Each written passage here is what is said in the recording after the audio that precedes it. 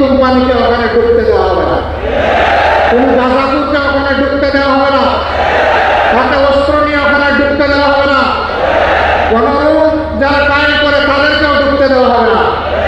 শিক্ষা প্রতিষ্ঠানে টেন্ডারবাজি চালাবাজি যারা করবে তাদের উপর ঠিকানা শিক্ষা প্রতিষ্ঠানে হবে না।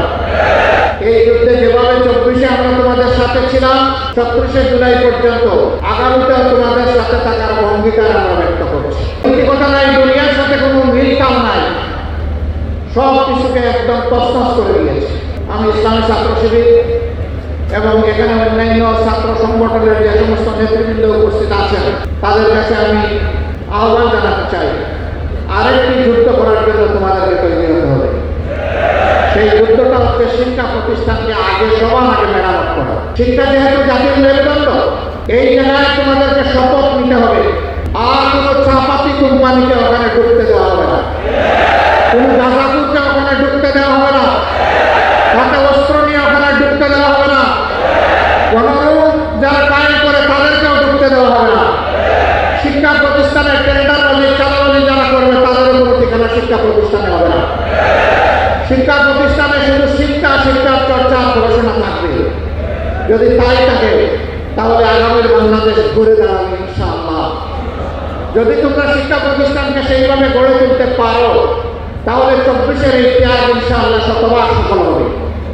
আর যদি শিক্ষা প্রতিষ্ঠানকে গড়ে তোলা না যায় এই জাতি বারবার পথ হারাবে। এই জন্য পথ হারা জাতিকে এমন পথে উপর টেনে উঠানো তোমাদের দায়িত্ব। এই জন্য আমরা তোমাদের সাথে আছি।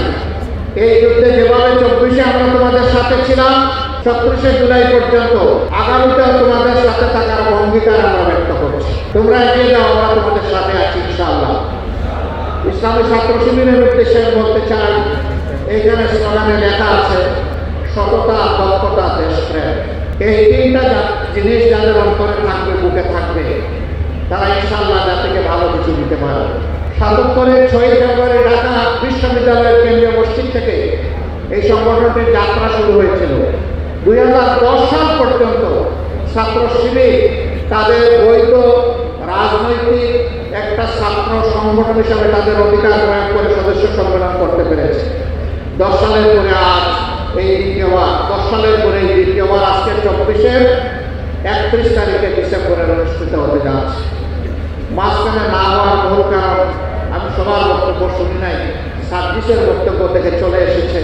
সার্ভিস বলেছে এই সংগঠনকে নিশ্চিহ্ন করতে চেয়েছিল রায়না, তারা পারেনি।